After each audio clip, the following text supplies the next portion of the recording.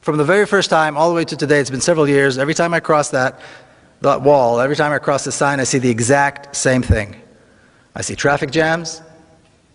I see children going to school, which is probably the most common sight in Palestinian areas, is children coming and going to school. I see people going to work. I see shops. I've yet to see the Palestinians that want to kill me. I've yet to see the Palestinians ready with machine guns and tanks and F-16s ready to bomb me because I'm an Israeli. I've yet to see that. And I know that many other Israelis who do this haven't seen it either.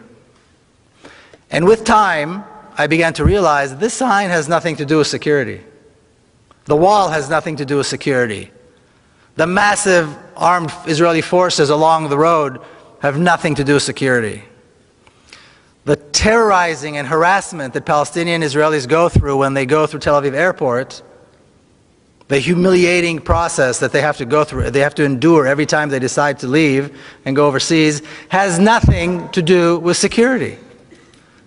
It has everything to do with racism, with hatred, and with a deep desire to keep us apart, to keep me privileged and them with no rights.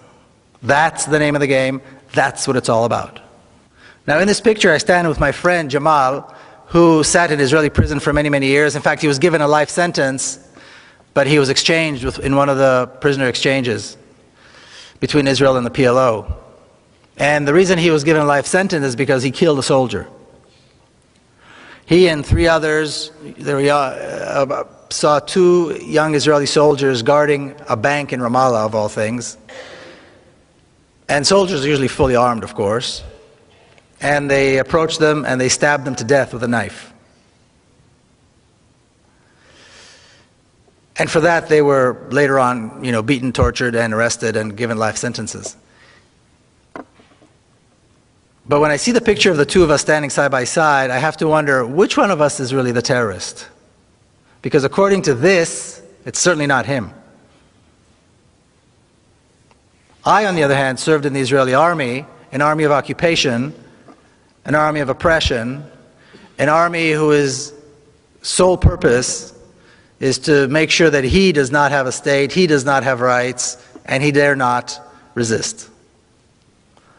So yes, my army has uniforms and commanders and generals, but which one of us is really the terrorist? I'll give you one example. Almost exactly 4 years ago, as Israel began its attack on Gaza, September the 27th, 2008, at 11:25 in the morning.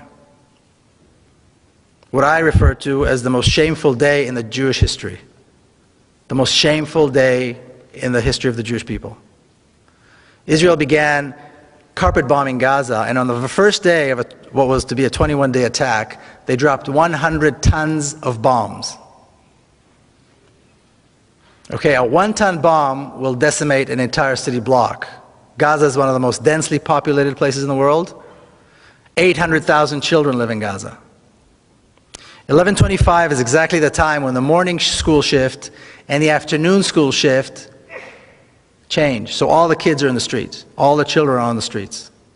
That was the moment decided by the decision makers in Israel to begin the attack. This was the first day of a 21-day slaughter that had absolutely no justification. If that's not terrorism, I don't know what is.